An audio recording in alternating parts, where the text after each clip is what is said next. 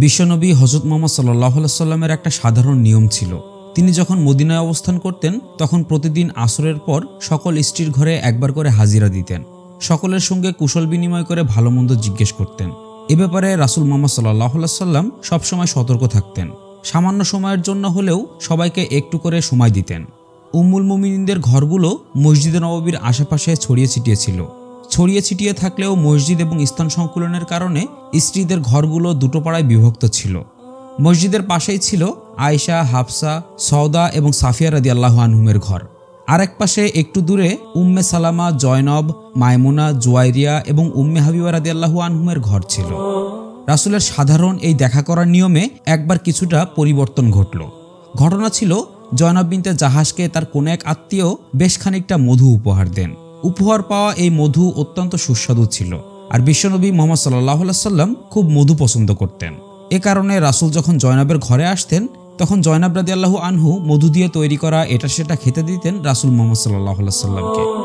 মধু খাওয়ানোর এই অবসরে জয়নবের ঘরে স্বাভাবিকের চেয়ে কিছুটা সময় বেশি অতিবাহিত হতো। এদিকে রাসূলের অন্যান্য স্ত্রীরা তার জন্য পথ চেয়ে বসে থাকতেন। বিশ্বনবী সাল্লাল্লাহু আলাইহি সাল্লাম তাদের কুটিরে প্রবেশ করলে যেন আলোয় বিভাসিত হয়ে ওঠে। রাসূল সাল্লাল্লাহু আলাইহি সাল্লামকে একটা মুহূর্তের জন্য কাছে পেতে উম্মুল মুমিনিনরা মুখিয়ে থাকতেন। বিশেষত আয়েশা রাদিয়াল্লাহু আনহা রাসূলের পথ পানে চেয়ে থাকতেন চাতক পাখির মতো। কিন্তু বিশ্বনবী সাল্লাল্লাহু আলাইহি সাল্লাম যখন পরপর কয়েকদিন জয়নবের ঘরে কিছুটা সময় বেশি দেওয়া শুরু করলেন তখন আয়েশা রাদিয়াল্লাহু আনহু নিজেকে প্রবোধ দিতে পারলেন না। বেদনা আহত হয়ে তিনি হাফসা এবং সওদার কাছে বিষয়টি খোলাসা করলেন আর তাদের কাছে পরামর্শ চাইলেন কি করা যায়। তিনজন মিলে পরামর্শ করলেন যেভাবেই হোক জয়নবের মধুর প্রতি রাসূল সাল্লাল্লাহু আলাইহি সাল্লামের বিতৃষ্ণা সৃষ্টি করতে হবে। সেটা কিভাবে করতে হবে তারও একটা ছক আঁকলেন তারা। পরদিন যথারীতি বিশ্বনবী সাল্লাল্লাহু আলাইহি সাল্লাম জয়নবের ঘর থেকে হাফসার ঘরে এলেন তার সঙ্গে দেখা করতে। হাফসার ঘরে এলে তিনি পরিকল্পনা মাফিক রাসূল সাল্লাল্লাহু আলাইহি সাল্লামকে জিজ্ঞেস করলেন, হে আল্লাহর রাসূল, আপনি কি পান করেছেন? কিসের জন্য দুর্গন্ধ আসছে? রাসূল সহজভাবে স্বীকারোক্তি দিলেন, আমি তো জয়নবের ঘরে মধুর শরবত খেয়েছি মাত্র। হাফসা রাদিয়াল্লাহু আনহা বললেন, সম্ভবত এটা মাগাফির ফুলের মধু, এ কারণে এমন দুর্গন্ধ আসছে। মাগাফির আরবে উৎপন্ন এক ধরনের ফুল যার মধ্যে নাবিজের মতো ঝাঁজ থাকে। এই ফুল থেকে মৌমাছি যে মধু আহরণ করত সেই মধুতেও নাবিজের মতো ঝাঁজ থাকত আর কিছুটা দুর্গন্ধ হতো। রাসূল মুহাম্মদ সাল্লাল্লাহু আলাইহি সাল্লাম আয়েশা রাদিয়াল্লাহু আনহার কাছে এলেন। আয়েশা রাদিয়াল্লাহু আনহাও একইভাবে দুর্গন্ধের বিষয়টি নিয়ে প্রশ্ন তুললেন। সওদা রাদিয়াল্লাহু আনহুও একই প্রশ্ন তুললেন। বিশ্বনবী হযরত মুহাম্মদ সাল্লাল্লাহু আলাইহি সাল্লাম দুর্গন্ধ অত্যন্ত অপছন্দ করতেন। এ কারণে পরপর তিনজন স্ত্রী যখন মধুর দুর্গন্ধের ব্যাপারে বললেন তখন বিশ্বনবী সাল্লাল্লাহু আলাইহি সাল্লাম প্রতিজ্ঞা করে বসলেন তিনি জীবনের কোনোদিন মধুই খাবেন না। এখানে আরেকটি সম্ভাব্য বিষয়ও ঘটতে পারে। রাসূলের এই তিন স্ত্রী যখন বুদ্ধি করে রাসূলের মুখ থেকে মিথ্যা দুর্গন্ধের ব্যাপারে বলেছিল, রাসূল মুহাম্মদ সাল্লাল্লাহু আলাইহি সাল্লাম তখন ঠিকই বুঝতে পেরেছিলেন এর পেছনের কাহিনী কি। জয়নবকে একটু বেশি সময় দেওয়ার জন্য তারা এমন মিথ্যা কাহিনী সাজিয়েছে। এটা রাসূল মুহাম্মদ সাল্লাল্লাহু আলাইহি সাল্লাম মেনে নিতে পারেননি। এ কারণে তিনি রাগান্বিত হয়ে জীবনে আর কোনোদিন মধু না খাওয়ার প্রতিজ্ঞা করে বসেন। বিশ্বনবী সাল্লাল্লাহু আলাইহি সাল্লাম এমন প্রতিজ্ঞা করার পরপরই জিবরাইল আলাইহিস সালাম ওহী নিয়ে অবতরণ করলেন। নবীজি সাল্লাল্লাহু আলাইহি সাল্লামকে পাঠ করে শোনালেন সূরা তাহরিমের প্রথম 2 আয়াত। হে নবী, আল্লাহ আপনার জন্য যা হালাল করেছেন আপনি আপনার স্ত্রীদের খুশি করতে তা নিজের জন্য হারাম করেছেন কেন? আল্লাহ ক্ষমাশীল, দয়ালু। আল্লাহ তোমাদের জন্য কসম থেকে অব্যাহতি লাভের উপায় নির্ধারণ করে দিয়েছেন। আল্লাহ তোমাদের মালিক, তিনি সর্বজ্ঞ, প্রজ্ঞাময়। এরপর এই তিন উম্মুল মুমিনিন নিজেদের ভুল বুঝতে পারেন এবং নবীজি সাল্লাল্লাহু আলাইহি সাল্লামের কাছে ক্ষমা প্রার্থনা করে নিজেদের ভুলের প্রায়শ্চিত্ত করেন। এই সময় আরেকটি ঘটনাও ঘটল যার ব্যাপারে সূরা তাহরিমের পরবর্তী আয়াত অবতীর্ণ হয়। ঘটনা ছিল রাসূল মুহাম্মদ সাল্লাল্লাহু আলাইহি সাল্লাম উম্মুল মুমিনিন হাফসা রাদিয়াল্লাহু আনহাকে কোনো একটা গোপন বিষয় জানিয়েছিলেন আর এটাও বলেছিলেন তিনি যেন কারোর কাছে বিষয়টি প্রকাশ না করেন। কিন্তু হাফসা রাদিয়াল্লাহু আনহা বিষয়টি নিজের মধ্যে রাখতে পারেননি। তিনি আয়েশা রাদিয়াল্লাহু আনহার কাছে বলে দেন।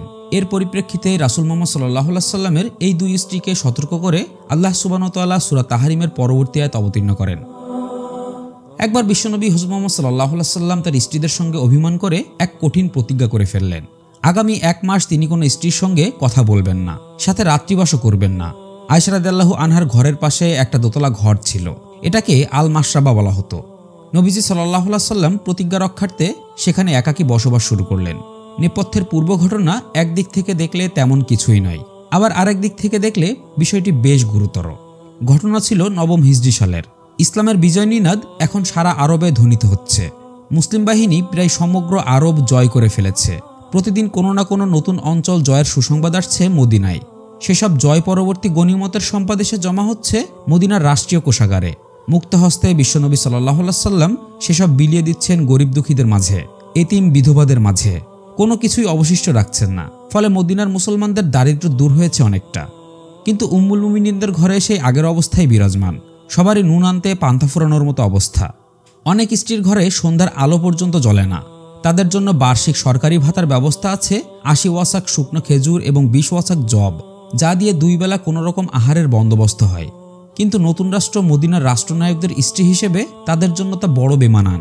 অথচ স্ত্রীদের অনেকেই ছিলেন আরবের বিভিন্ন গোত্রীয় গোত্রপতির কন্যা, অনেকে ছিলেন ধনী পরিবারের মেয়ে। বিলাস এবং সম্পদের চাকচিক্যে জীবনযাপন করে এসেছেন তারা। সেসব সুখ আর বিলাস জলাঞ্জলি দিয়ে বিশ্বনবী হযরত মুহাম্মদ সাল্লাল্লাহু আলাইহি ওয়াসাল্লামকে ভালোবেসে জীর্ণ কুটিরে নিজেদেরকে সঁপে দিয়েছেন বিনা দ্বিধায়। তবুও নিজেদের ভরণ পোষণের জন্য আর একটু সচ্ছলতার আবদার তো তারা করতেই পারেন। এই নিয়েই সেদিন দরবার বসেছিল। রাসূল মুহাম্মদ সাল্লাল্লাহু আলাইহি ওয়াসাল্লামকে ঘিরে বসেছিলেন সকল উম্মুল মুমিনিনগণ। একে একে জানিয়েছিলেন তাদের দাবি দাওয়া। রাসূল কেবল শুনেছিলেন, মুখ ফুটে কোনো কিছুই বলেননি। কেউ কেউ এমনও বলেছিলেন, রোম পারস্যের সম্রাট কায়সার কিসরার বেগমরা বিলাসের সাত চাদরে ডুবে থাকে। আমরা তো অমন কিছু চাইছি না। স্বাচ্ছন্দ্যের জীবনযাপনের জন্য আমাদের নির্ধারিত ভাতার পরিমাণটা আর একটু সচ্ছল হলেই হলো। ওমর রাদিয়াল্লাহু আনহু এবং আবু বকর রাদিয়াল্লাহু আনহু এমন পারিবারিক দরবারের কথা শুনে সঙ্গে সঙ্গে চলে এলেন। দেখলেন নবীজি সাল্লাল্লাহু আলাইহি ওয়াসাল্লাম মুখ গম্ভীর করে বসে আছেন, আর তাকে ঘিরে বসে আছেন সকল উম্মুল মুমিনিনগণ। ওমর এবং আবু বকর নিজ নিজ কন্যাকে ওখানেই সবার সামনে খানিকটা শাসালেন। তাদের কন্যারা কথা দিলেন তারা ভবিষ্যতে এমন আচরণ আর করবেন না, যার জন্য রাসূল কষ্ট পান। বিশেষ করে ওমর রাদিয়াল্লাহু আনহু নিজের কন্যা হাফসাকে একান্তে ডেকে বললেন, রাসূলের কাছে অসাধ্য কোনো জিনিসের আবদার করো না। তোমার যা লাগে আমার কাছে বলো, আমি ব্যবস্থা করে দেব। রাসূল তোমাকে স্ত্রীর মর্যাদা দিয়ে রেখেছেন শুধু আমার সম্মানের দিকে তাকিয়ে, নয়তো অনেক আগেই তোমাকে ছেড়ে দিতেন। এই সম্মানের অসম্মান করো না। এদিকে রাসূল সাল্লাল্লাহু আলাইহি ওয়াসাল্লাম স্ত্রীদের কথা শুনে কোনো সিদ্ধান্ত না জানিয়ে সেখান থেকে উঠে চলে গেলেন। হয়তো মনে মনে কিছুটা মনক্ষুণ্ণ হয়েছিলেন স্ত্রীদের উপর। তিনি নবী, আরবের বাদশা নন, এটা তাদের বোঝা উচিত ছিল। আর তাছাড়া নবী পরিবারের প্রতিজন সদস্যকে তিনি নিজের চারিত্রিক ছাঁচে গড়ে তোলার ব্যাপারে আগ্রহী ছিলেন। বিশ্বনবী সাল্লাল্লাহু আলাইহি ওয়াসাল্লাম যেমন সাদাসিধে অলৌকিকতাহীন অল্পে তুষ্টির মধ্যে জীবনযাপন করতে অভ্যস্ত ছিলেন, সকল উম্মুল মুমিনিনদেরও একই জীবনাচারে অভ্যস্ত করতে পছন্দ করতেন। স্ত্রীদের কাছ থেকে বিদায় নেওয়ার পর রাসূল সাল্লাল্লাহু আলাইহি ওয়াসাল্লাম ঘোড়ায় চড়ে কোথাও যাচ্ছিলেন। দুর্ঘটনাবশত সেখান থেকে পড়ে তিনি কোমরে সামান্য চোট পান। ফলে বিশ্রামের জন্য আয়েশা রাদিয়াল্লাহু আনহার ঘরের কাছে একটা 2 তলা কামরা ছিল, সেখানে গিয়ে অবস্থান করে থাকেন। আর সেদিনই প্রতিজ্ঞা করেন আগামী 1 মাস তিনি কোনো স্ত্রীর সঙ্গে কথা বলবেন না এবং রাত্রিবাস করবেন না। সারা মদিনায় মাতম শুরু হয়ে গেল। নানা জনের নানা কথা ছড়াতে লাগলো। ঘটনা খারাপ থেকে খারাপ হতে লাগলো। এরই মধ্যে একদিন রাতের বেলা ওমর রাদিয়াল্লাহু আনহু নিজের ঘরে ঘুমিয়েছিলেন। এমন সময় এক আনসার সাহাবী হন্তদন্ত হয়ে ওমর রাদিয়াল্লাহু আনহুর দরজায় কড়া নেড়ে বলল, ওমর ইবনে খাত্তাব বাড়ি আছেন? ওমর রাদিয়াল্লাহু আনহুর ঘুম ভেঙে গেল। আনসার সাহাবীর গলার আওয়াজ শুনে তিনি মনে করলেন আরবের গাসসানী গোত্র মদিনায় হামলা করলো নাকি। এত রাতে এভাবে হন্তদন্ত হয়ে ডাকার কারণ কি? তিনি বাইরে বেরিয়ে এসে সাহাবীকে জিজ্ঞেস করলেন, কি হয়েছে, গাসসানীরা হামলা করেছে নাকি? সাহাবী বললেন, না, বরং তার চেয়েও বড় দুঃসংবাদ আছে। ওমর রাদিয়াল্লাহু আনহু ঘাবড়ে গিয়ে বললেন, দুঃসংবাদ কি হয়েছে? সাহাবী ভয় পাওয়া কণ্ঠে বললেন, আল্লাহ রাসূল তার স্ত্রীদের তালাক দিয়ে দিয়েছেন। এই কথা শুনে ওমর রাদিয়াল্লাহু তাআলা আনহুর পায়ের তলা থেকে মাটি সরে যেতে লাগলো। কি শুনছেন তিনি? এটা কিভাবে হতে পারে? তিনি আর কিছু ভাবতে পারলেন না। অস্ফুষ্ট স্বরে বলে উঠলেন, ঘটনা যদি এমনই হয়ে থাকে তাহলে হাফসার কপালে চরম দুঃখ আছে। সুবে সাদিকের শুভ্র বিকিরণ দেখা যাচ্ছে পূর্ব আকাশে। আনসার সাহাবীকে চলে যেতে বলে ওমর রাদিয়াল্লাহু তাআলা আনহু ভোর হওয়ার অপেক্ষা করতে লাগলেন। ভোর হতেই মসজিদে নববীতে চলে এলেন। প্রথমে গেলেন কন্যা হাফসার ঘরে। তাকে জিজ্ঞেস করলেন, আল্লাহ রাসূল তোমাকে তালাক দিয়েছেন? হাফসা এই কথা শুনে আঁতকে উঠলেন, কই না তো, আমি তো এমন কিছু শুনিনি। ওমর রাদিয়াল্লাহু তাআলা আনহু আবার জিজ্ঞেস করলেন, রাসূল এখন কোথায়? হাফসা রাদিয়াল্লাহু আনহু সেই 2 তলা কামরাটি দেখিয়ে বললেন, আল্লাহ রাসূল ওই কামরায় আছেন। ওমর মেয়ের প্রতি খানিকটা রুষ্ট হয়ে বললেন, তোমার মনে কখনো যেন এমন দুর্ভাবনা না আসে যে তোমার সখী তোমার চেয়ে সুন্দরী হওয়ার কারণে আল্লাহ রাসূল তাকে তোমার চেয়ে বেশি ভালোবাসেন। তুমি কখনো তার সমকক্ষ হওয়ার চেষ্টা করো না। জেনে রেখো, সে আল্লাহ রাসূলের প্রিয়তম স্ত্রী। ওমর রাদিয়াল্লাহু আনহু রাসূলের মনোকষ্টের বিষয়টি বুঝতে পেরে তার অন্য স্ত্রীদের কাছেও গেলেন। সবাইকে তাদের দাবি থেকে সরে আসার অনুরোধ করলেন এবং নিজেদের ভুলের জন্য অনুতপ্ত হওয়ার সুপারিশ করলেন। সবাই মৌনতা অবলম্বন করলেও উম্মে সালামা রাদিয়াল্লাহু আনহা ওমরের প্রতি কিছুটা ক্ষোভ প্রকাশ করলেন। ওমর যখন তার দরজায় গিয়ে অনুরোধ করে বললেন, তোমরা এমন নিয়ামতের সম্মান করছো না যে তোমরা আল্লাহ রাসূলের স্ত্রী। তোমরা ভালো করেই বুঝতে পারছো যদি তোমাদের তালাক দিয়ে দেন তাহলে আল্লাহ তোমাদের চেয়েও রূপে গুণে অনেক অনন্য নারী তাকে দান করবেন, এটা তোমাদের বোঝা উচিত। ওমরের এই কথা শুনে উম্মে সালামা বলে উঠলেন, ওমর, আপনি সবকিছুতেই নাক গলাতে পছন্দ করেন, এখন আবার এসেছেন নবী পরিবারের বিষয়েও নাক গলাতে। উম্মুল মুমিনিনদের এমন কঠোর ভাষ্য শুনে ওমর রাদিয়াল্লাহু তাআলা আনহু খানিকটা চুপসে গেলেন। তিনি বিষয়টি নিয়ে তার সঙ্গে আর উচ্চবাচ্য না করে মসজিদে নববীর দিকে চলে গেলেন। মসজিদে নববীতে এসে দেখেন সবাই এই বিষয় নিয়ে আলোচনা করছেন, বিশেষ করে মদিনার মুনাফিকরা। আল্লাহ রাসূল তার স্ত্রীদের তালাক দিয়ে দিয়েছেন, এমন একটা কথা সমগ্র মদিনায় রটানো হয়েছে। ওমর রাদিয়াল্লাহু তাআলা আনহু মসজিদে নববীতে এসে সোজা রাসূলের কামরার দিকে চলে গেলেন। রাসূলের কামরার নিচে একজন খাদেম ছিল। ওমর রাদিয়াল্লাহু তাআলা আনহু খাদেমকে তার আগমনের সংবাদ জানিয়ে রাসূলের কাছে সাক্ষাতের অনুমতি চাইলেন। খাদেম রাসূলের কাছ থেকে ফিরে এসে জানালো রাসূল কিছু না বলে চুপ করে আছেন। ওমর তাকে আবার পাঠালেন। দ্বিতীয়বার এসেও সে একই জবাব দিল। তৃতীয়বার পাঠানোর পর ওমর রাদিয়াল্লাহু তাআলা আনহু ভিতরে যাওয়ার অনুমতি পেলেন। এমন সময় সেখানে আবু বকর রাদিয়াল্লাহু তাআলা আনহু উপস্থিত ছিলেন। ওমর আবু বকরকে সঙ্গে নিয়ে রাসূলের সঙ্গে দেখা করতে গেলেন। ওমর এবং আবু বকর কামরার ভিতরে ঢুকে দেখলেন আল্লাহ রাসূল একটা খেজুরের পাতার চাটাইয়ের উপর শুয়ে আছেন। খেজুর পাতার দাগ তার পিঠে স্পষ্ট হয়ে উঠেছে। একটা খাবারের থালা আর দুটো পানির মশক ছাড়া সেখানে আর কিছুই নেই। রাসূলের এমন রিক্ত জীবনাচার দেখে ওমর রাদিয়াল্লাহু তাআলা আনহুর চোখ জলে ভরে গেল। ওমর কামরার মধ্যে দাঁড়িয়ে আছেন, রাসূল কিছু বলছেন না। ঘরের ভিতরে গম্ভীর পরিবেশ, অভিমানে গুমোট হয়ে আছে চারপাশ। ওমর রাদিয়াল্লাহু তাআলা আনহু ভিতরে ভিতরে প্রস্তুতি নিয়ে এসেছেন, রাসূলের সামনে এমন কিছু বলবেন যাতে তার মনের অভিমান কিছুটা হলেও লাঘব হয়। তিনি রাসূলকে সালাম দিয়ে বলতে শুরু করলেন, হে আল্লাহর রাসূল, মক্কায় থাকতে আমাদের স্ত্রীরা কখনো আমাদের সামনে মুখ তুলে কথা বলতে পারেনি, কিন্তু মদিনার পরিবেশটাই যেন কেমন। এখানে এসে আমাদের ঘরের নারীরাও কথা বলতে শিখে গেছে। আপনি হয়তো জানেন না, আমার ঘরওয়ালিও কয়েকদিন আগে বলল তাকেও নাকি এখন মাসে মাসে ভাতা দিতে হবে। এই কথা শুনে আমি আচ্ছা মতো তার কান মলে দিয়েছি। ওমর রাদিয়াল্লাহু তাআলা আনহুর এমন কথা শুনে রাসূল সাল্লাল্লাহু আলাইহি ওয়াসাল্লাম সত্যি সত্যি হেসে উঠলেন। হাসতে হাসতেই বললেন, আমার স্ত্রীরাও ভাতা বৃদ্ধির কথা বলছিল। বিশ্বনবী সাল্লাল্লাহু আলাইহি ওয়াসাল্লামের মনের মেঘ সরে গিয়েছে দেখে ওমর রাদিয়াল্লাহু তাআলা আনহু সাহস করে বলে ফেললেন, হে আল্লাহর রাসূল, আপনি কি সত্যি সত্যি আপনার স্ত্রীদের তালাক দিয়েছেন?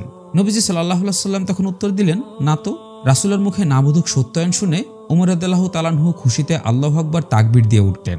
বাইরে সাহাবীরা সবাই উৎকণ্ঠা নিয়ে অপেক্ষা করছে, আমি কি তাদের এই সুসংবাদটা দিতে পারি? রাসূল সাল্লাল্লাহু আলাইহি ওয়াসাল্লাম বললেন, যদি তোমার দিতে ইচ্ছা হয় তবে বলে দাও। ওমর রাদিয়াল্লাহু তাআলা আনহু ঘরের বাইরে বেরিয়ে সমবেত সাহাবীদের উদ্দেশ্যে বললেন, আল্লাহ রাসূল তার স্ত্রীদের তালাক দেননি। এই ধরনের রটনায় যারা ইন্ধন জুগিয়েছিলেন সেই মুনাফিকদের মুখ সঙ্গে সঙ্গে কালো হয়ে গেল। আরেকটি চক্রান্ত ধূলিসাৎ হতে দেখে তাদের দুঃখের সীমা রইল না। আয়েশা রাদিয়াল্লাহু আনহা প্রতিদিন দিন গুনছেন কবে শেষ হবে রাসূলের প্রতিজ্ঞার সময়সীমা। দিন যেন আর ফুরোয় না, কিশোরী মনটা সারাক্ষণ উতলা হয়ে থাকে। সেই কবে রাসূল সাল্লাল্লাহু আলাইহি ওয়াসাল্লাম এসেছিলেন তার ঘরে, আজ কতদিন হতে চলল, আর কদিনই বাকি এক মাস হতে। অবশেষে দিন ফুরালো। বিশ্বনবী সাল্লাল্লাহু আলাইহি ওয়াসাল্লাম প্রতিজ্ঞার সময় শেষ করে সর্বপ্রথম আয়েশা রাদিয়াল্লাহু তাআলা আনহার ঘরে এলেন। অভিমনি আয়েশার চোখ জুড়ে জল, বুক ফেটে আনন্দ অশ্রু বইতে লাগলো, কিন্তু তবুও তার দুষ্টুমি বুঝি শেষ হয় না। বিশ্বনবী সাল্লাল্লাহু আলাইহি ওয়াসাল্লাম ঘরে ঢুকতেই চতুর আয়েশা রাদিয়াল্লাহু তাআলা আনহু অবাক হয়ে জানতে চাইলেন, হে আল্লাহর রাসূল, আপনি তো এক মাসের প্রতিজ্ঞা করেছিলেন, কিন্তু আজ তো 29তম দিন অতিক্রম হলো। প্রতিজ্ঞা পূর্ণ হওয়ার সময় এখনো একদিন বাকি আছে যে? রাসূল আয়েশার দুষ্টুমি বুঝে ফেললেন। তিনিও মুচকি হাসি লুকিয়ে বললেন, আয়েশা, মাস কখনো কখনো 29 দিনেরও হয়ে থাকে। আয়েশার কথা শুনে রাসূল হাসলেও তার মনের মধ্যে মেঘ জমে আছে। একটু আগেই আল্লাহ তাআলা পত্নীদের ব্যাপারে কঠিন এক আয়াত অবতীর্ণ করেছেন। যদি নবী তোমাদের সকলকে পরিত্যাগ করেন তবে তার পালনকর্তা তাকে পরিবর্তে দিতে পারেন তোমাদের চাইতে উত্তম স্ত্রী, যারা হবে আজ্ঞাবহ, ইমানদার, নামাজি, তওবাকারী, ইবাদতগুজার, রোজাদার, অকুমারী এবং কুমারী। এই আয়াতের পরিপ্রেক্ষিতে রাসূল সাল্লাল্লাহু আলাইহি ওয়াসাল্লাম আয়েশার সামনে গিয়ে বললেন, আয়েশা, আমি তোমাকে একটা প্রস্তাব দিব, তুমি তোমার পিতামাতার সঙ্গে পরামর্শ করে তোমার সিদ্ধান্ত জানাবে। রাসূল এতদিন পর আয়েশার ঘরে এসেছেন, কতদিন পর তিনি তার দর্শন পেয়েছেন, কত কথা জমে আছে তার বুকের মধ্যে। রাসূলের এমন গুরুগম্ভীর দর্শন দেখে আয়েশা রাদিয়াল্লাহু আনহা খানিকটা ঘাবড়ে গেলেন। ভয়ে ভয়ে বললেন, হে আল্লাহর রাসূল, বলুন আপনার প্রস্তাব। রাসূল খানিকটা ইতস্তত করে আয়েশা রাদিয়াল্লাহু আনহাকে সদ্য অবতীর্ণ হওয়া আল্লাহর ঘোষণা পাঠ করে শোনালেন। আয়াতটি শোনার পরপরই আয়েশা রাদিয়াল্লাহু তাআলা আনহু বলে উঠলেন, হে আল্লাহর রাসূল, আমি কোন বিষয়ে আমার পিতামাতার সিদ্ধান্ত জানতে চাইব? আমি নিজেই তো ভালোবেসে আল্লাহ এবং তার রাসূলকে চিরদিনের জন্য বেছে নিয়েছি। আয়েশা রাদিয়াল্লাহু আনহার এমন সত্য ভাষণ শুনে রাসূলের চেহারায় খুশির রেখা দেখা দিল। রাসূলের অন্তর থেকে বেদনার কালো মেঘ সরে গেল। যদিও অন্য স্ত্রীরা কি উত্তর দেবেন তা এখনও তিনি জানেন না। রাসূল সাল্লাল্লাহু আলাইহি ওয়াসাল্লাম অন্য স্ত্রীদের এই ঘোষণা শোনানোর জন্য বেরোতে যাবেন। তখন আয়েশা রাদিয়াল্লাহু তাআলা আনহু বলে ওঠেন, হে আল্লাহর রাসূল, আমি যে সিদ্ধান্ত নিয়েছি এটা আপনার অন্য স্ত্রীরা না জানলে খুশি হব। আয়েশার এমন ছেলে মানুষ দেখে রাসূল সাল্লাল্লাহু আলাইহি সাল্লাম মৃদু হেসে জবাব দিলেন, আয়েশা, আমি পৃথিবীতে এসেছি মানুষকে শিক্ষা দিতে, কারোর উপর কোনো কিছু চাপিয়ে দিতে প্রেরিত হইনি। তিনি আয়েশা বিনতে আবু বকর রাদিয়াল্লাহু আনহা, রাসূলের ছায়ার সঙ্গী। একাধারে 10 বছর রাসূলের সঙ্গ পেয়েছেন এই মানবী। বয়সে ছিলেন একেবারেই কিশোরী, তবুও জ্ঞান, প্রজ্ঞা, অনুসন্ধিৎসা, ধর্মবোধ এবং রাসূলের প্রতি ভালোবাসা তাকে অনন্য করে তুলেছিল। শুধু মানবিক ভালোবাসাই নয়, ধর্মপালন এবং ধর্মীয় জ্ঞানার্জনে আম্মাজান আয়েশা রাদিয়াল্লাহু আনহা অর্জন করেছিলেন রাসূলের একান্ত আস্থা। সর্বদিক থেকে উম্মুল মুমিনিন আয়েশা রাদিয়াল্লাহু আনহা হয়ে উঠেছিলেন রাসূলের পরিপূর্ণ সহধর্মিণী।